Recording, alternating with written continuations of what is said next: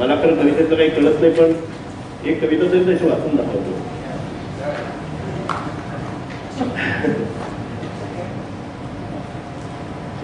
सकाळी वॉकला निघाला, जोशी काकूंना नमस्कार केला, त्यांनी स्माईल दिली. उस्मान चाचा पाकसाफ होऊन पहिला नमाज अदा करायला चालला होता. मी सलाम वालेकुम म्हटलं. त्याच्या तुच्छ झाला. नाईट ड्युटीवरून आलेल्या पोलीस पाटलाला रामराम केला. त्याने कडक सॅल्यूट ठोकून माझ्या रामाला आपलं शाखेजवळ पोचलो. सांगायची गरज नाही.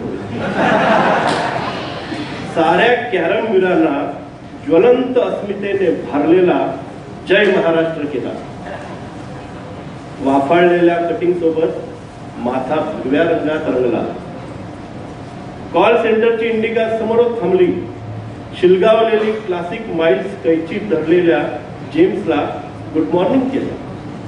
त्यानं स्वीट स्माईल दिली. हसत हसतच युनियनच्या ऑफिसात शिरलो. रात्रीचे पत्ते आणि विस्कटलेल्या सतरंजा उचलायला मदतही केली. कॉम्रेड, कालच्या मोर्चात किती जखमी झाले?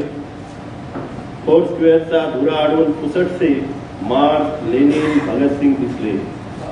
त्यांना सलग लाल सलाम ठोकला आणि निघालो. वॉक उरकून परतताना शबनम दिसला. 120 कच्चा पक्का हरिपत्ती इलायची तोंडात पिचकारतच आला. गळा भेट झाली. मी त्याच्यासाठी टाळी वाजवली. त्यानं दिमागदार जय भीम केला.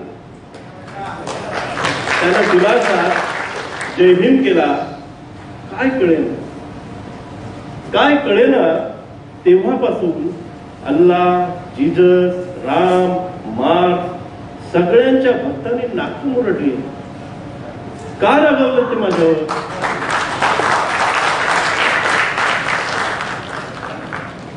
पत्रकार, हे जे वर्णन त्याने ते केलंय आणि या सगळ्याची त्याची जी काही वर्णन आहे, हे मला असं वाटतं की ही वैभवची खासियत आहे.